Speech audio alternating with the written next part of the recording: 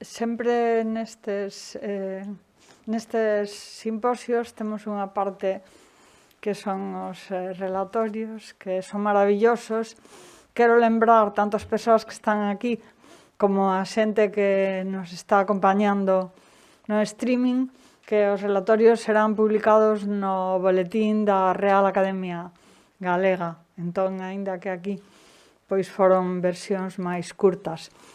E entón, cada un dos días, ao final, pois hai algo un pouco diferente. O primeiro día foi un recital de Xela, no que, por certo, participou Emma Pedreira, que creo, ou como din en Toba, se non me engano, e vaya, creo que non me engano, que é autora do collage. Laura é autora das ilustracións, bueno, sabe a editora aquí. O fixeron en común. Digo porque entón todo está relacionado, non? A semana pasada estiveron aquí as músicas maravillosas da Banda da Loba, que sabedes que este ano fixeron tamén teñen un disco con poemas non, este ano non, xa tiñan antes de que a Academia decidira dedicar as letras a Xela. Andrea, Marcela, Inés, a Banda da Loba tiña musicados poemas de Xela Arias. E entón hoxe temos a sorte de contar con María Yáñez Anllo, que fixo, entre todas estas cousas que se fixeron este ano por parte da Academia, está esa serie maravillosa da palabra esgazada, e foi María que a realizou. Entón, pois ela vai presentar e vai nos mostrar unha selección. Moitas grazas.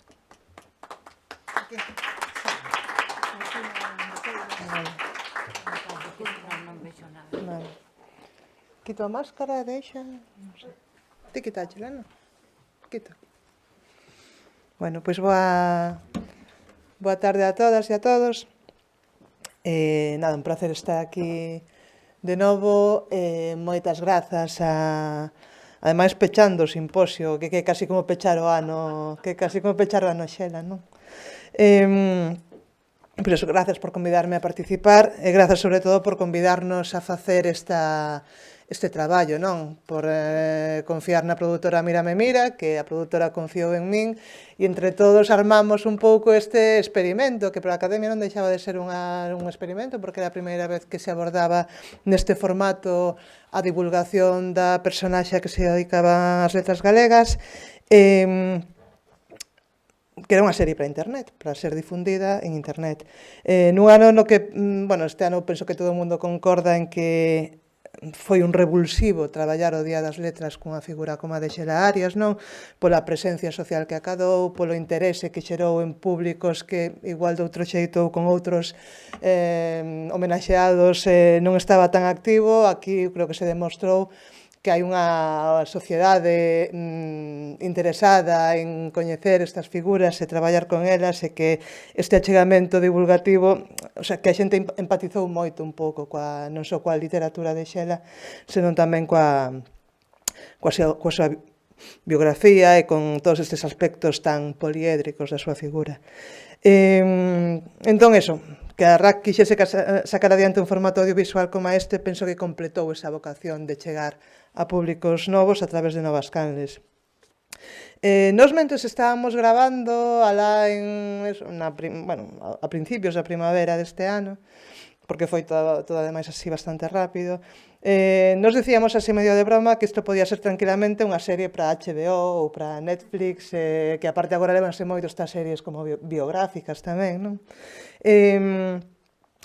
E, bueno, malía pouco tempo, obviamente a diferencia de recursos cunha serie de HBO ou de Netflix é grande, pero nos tiñamos o recurso máis importante de todo, que era precisamente esa sociedade viva disposta a acoller e a interesarse pola figura de Xela, e sobre todo tiñamos a proximidade de toda a xente que a coñecestes, pois desde a familia, que lle agradecemos un montón a súa colaboración, Freixanes, a xente de Xerais, Xulio Gil, todos os poetas e os artistas cos que ela colaborou e sobre todo tamén xente nova que a leu e que se achegou a ela e que a través desa xente nova tamén un pouco buscamos a súa ese achegamento, pois contando con iso e sobre todo contando coa xenerosidade dos testemuños que nos falaron dela e coa diversidade e riqueza do material multimedia, digamos, que había en torno a Xela, pois, bueno, como todo mundo sabe, había centos de fotografías, pero tamén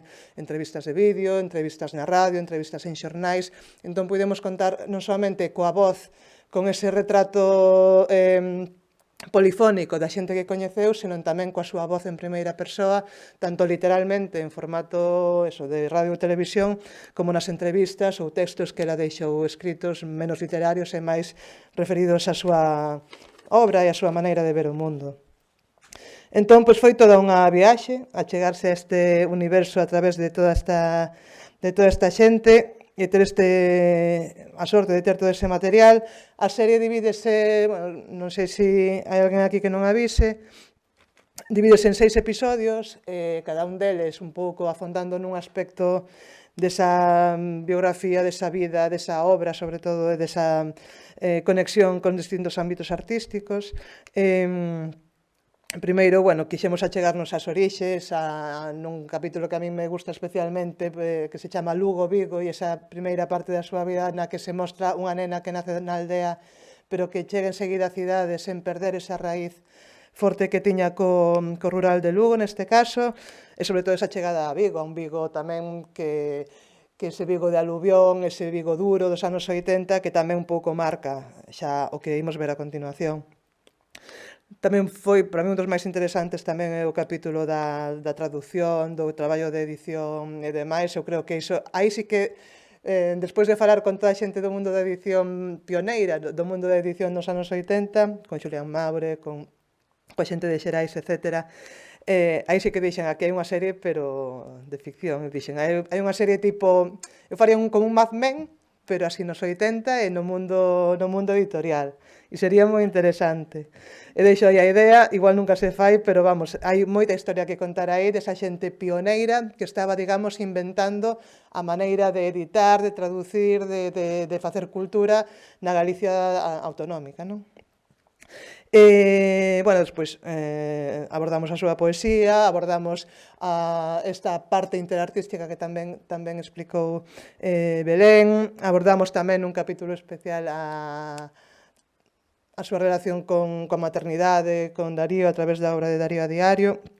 En un último capítulo abordamos pois cal foi o seu legado, non? E a parte dese último capítulo titulámoslo Quedas en nós, porque me parecía un título precioso, aquel que Valentín Arias lle puxera cando se fixo aquel libro de homenaxe no aniversario da súa morte. E tratamos de ver un pouco cal é ese legado, cal é esa trascendencia e que queda de Xela Arias, sobre todo tamén nas poetas novas que recollen un pouco esa herdanza dunha muller que foi pioneira no que facía, que abriu un camiño senón que non se entendería seguramente ou non se produciría tal como se produciu moitas voces novas que vimos despois. A serie, foise publicando semanalmente en abril e maio, nas semanas previas ao Día das Letras, un capítulo por semana. A día de hoxe, ainda mirei esta tarde, levan en total os 6 vídeos 66.000 reproduccións en YouTube, que non está nada mal. Tamén se emitiu na televisión en Galicia, nun horario bastante raro, co cal eu creo que tivo bastante menos audiencia na televisión de Galicia que en YouTube. E polo que me contaron, bueno, nos institutos funcionou superben, non só a nivel cuantitativo de cifras, senón que, bueno, amigos profesores contábanme que realmente a rapazada no instituto conectaba moi ben, entendía, gustáballe ese achegamento, gustáballe a serie, gustáballe ese achegamento a súa poesía e a súa vida. E coido que conseguimos malias dificultades, bueno, era a primeira vez que facíamos algo así neste ámbito, e malias dificultades que supón o formato, non? Ter que adaptarse a unha duración, evidentemente deixamos de 20 e pico entrevistas que gravamos, deixamos fora moito material, pero bueno, neste traballo de síntese eu creo que conseguimos algo que a mí me preocupaba, que era contar con profundidade a figura de Xela. Contar todo, máis ou menos, pero contar con profundidade moitas cousas grazas á profundidade das testemunhas que conseguimos, das entrevistas, e trasladar ideas tan contundentes como as que Xela Arias tiña sobre tantas cousas. E, bueno, como non pode ser de outra maneira, sendo un traballo da academia, pois queríamos que fose un traballo riguroso e que tivese ese nivel de profundidade que é o que tamén conecta coa xente, que non fose algo superficial. E ben, o que imos ver aquí é falando de superficialidade, de resumir e de demais, fixen un pequeno resumo de 8 minutos, vale? A serie son 6 capítulos de entre 12 e 15 minutos cada un, e estes 8 minutos condensan eses 6 capítulos, pero creo que funciona narrativamente para abranguer un pouco todos eses 6 aspectos que abordamos na serie. É un petisco do que se pode ver na serie, que tedes a vosa disposición aínda en YouTube. E máis nada, moitas grazas por todo, porque foi a verdade un privilexio poder participar neste proxecto e quedamos moi contentos coa experiencia e grazas tamén a toda a xente implicada en facer deste ano Xela Arias un ano tan especial. Eu creo que se recordará durante moitos anos este ano estas letras galegas de 2021 dedicadas a Xela Arias. Gracias.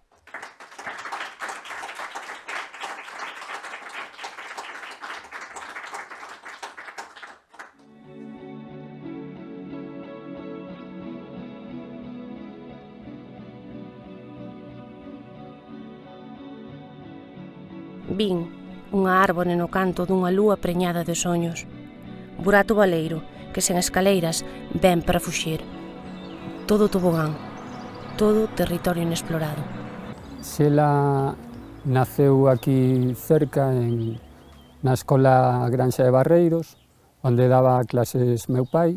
Era unha escola de espírito galeguista, que o primeiro que quería ensinar ao seu alumnado era como traballar a terra e tamén como criar os animais, non? Ela nace aí, nese contexto, non? Nun ambiente que para nada é o ambiente dos 60 da ditadura.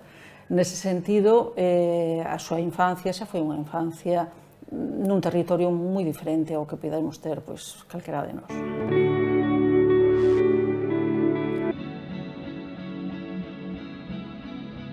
Xela chega a unha cidade absolutamente convulsa. Xela chegou un momento en que non quixo, sacou o bacharelato e non quería máis, non quixo máis.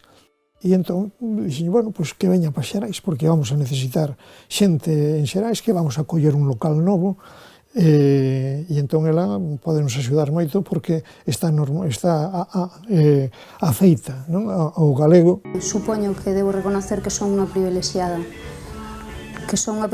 porque escribo desde que recordo, non? Pero para publicar sí que fui privilexiada desde o punto que traballando en Edición Xerais estaba máis cercano a calquera tipo de contacto, non? O traballo de Xela foi fundamental para fixar a lingua literaria galega. Ela loitou moitísimo para que o galego estivese en pé de igualdade a calquera idioma do mundo, non? Eu teño dela unha idea de profesionalidade, responsabilidade e precisión. Traballaba con moito amor á lingua, moito coñecemento da lingua. Ao ir traducindo ao galego, estáse creando un patrimonio de lecturas galegas, non? Si se len en portugués, está moi ben que se len en portugués, pero quero dicir que se escapa de seguir creando ese patrimonio, non? E penso que é importantísimo crealo, é dicir, abondar nel, non? Pasar todas as máis cousas posibles ao galego para que o galego siga recollendo esa categoría que necesita, non? Creo que o que realmente influiu a Xela na súa estética, na súa creación, e xa desde moi cedo, xa desde os seus primeiros poemas, foi o ambiente urbano que ela coñeceu, creo que podemos dicir que descubriu cando se instalaron en Vigo. A escena dos anos 80, na cultura, na música e na poesía tamén moi en especial, era unha cultura moi viva, moi dinámica, moi enérxica tamén, na que xurdían proxectos moitos deles alternativos, efémeros, a cultura dos fanzines, das revistas, pero tamén das páxinas dos suplementos dos xornais. Ela que se consideraba unha poeta sin xeración. Ela non se ascribía o grupo de poetas vigueses do seu mesmo tempo, que forman parte da xeración dos 80. Se escandalizo interior derroto peixes, lubinas, caranguexos, é que teño o corazón de auga derretida, desbordando vasos e piscinas, e veñen as augas toando como corsarios dos mares da palabra. E logo está tamén ese interese por experimentar coa combinación entre imaxe e texto, entre fotografía e texto, que é a base do libro e tamén da exposición Tigres como a cabalos, a comezos dos anos 90, con Xulio Gil. Tíralle as súas tristes fábricas de exércitos inoculados de acomodos. Éntraos, sai de ti, e tíralles os cadáveres da preguiza. Acorda doutros erros, as victorias, as caídas e os despistes, que en ti fixeron ollos de tempas e dos dedos. Nega o medo, dá a túa risa. Arrima os días e na punta alta do odio coloca, xunta a min, o necesario desespero.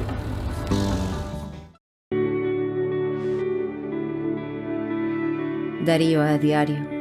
Invasión que se me convén fantástica, invasión sen ocasión. Invadiúseme a vida de coeiros e biberóns, de roupiñas pequenas e xoguetes de colores, de risas, choros, agarimos, agarimos. Busco o modo de te acompañar sen estorbo, que sexas o meu carón, feliz e creador de ti e mailo mundo que apañes.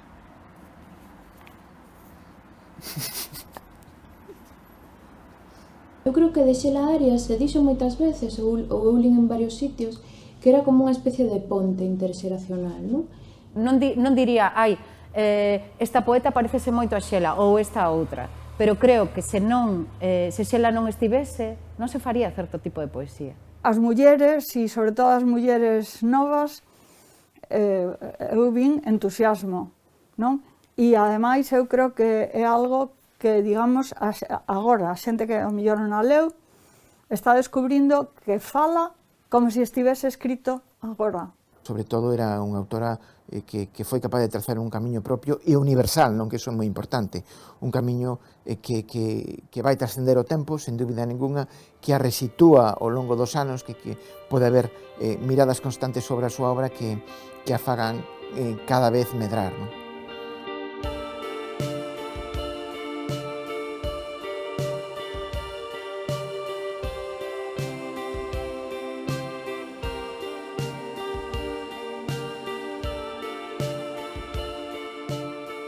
Se eu penso agora, digo, que diría, que pensaría ela con todo isto das letras? Que diría, Xela? Algo dixo no poema de Rosalía xa. Eu aí fago unha lectura... Bueno, ela aí algo advertiu xa. A de quen comprende non é palabra feliz. A de quen transmite é terminoloxía útil. Se na vida cotea o balazo non rebentan estourido e estupidez, pouco importa intelixencia ou sentimento. Inmaculábante, eras necesaria. Inmaculante, es o principio da camiñada. Mira como así rabenan, rematan esgotando o teu dereito a rebentar. Nada novo, Inmaculada Rosalía. Tal sempre mulleres confinadas na construción doutros. Comprendes? Revolves echarme contra ti. A de quen comprende non é palabra de feliz.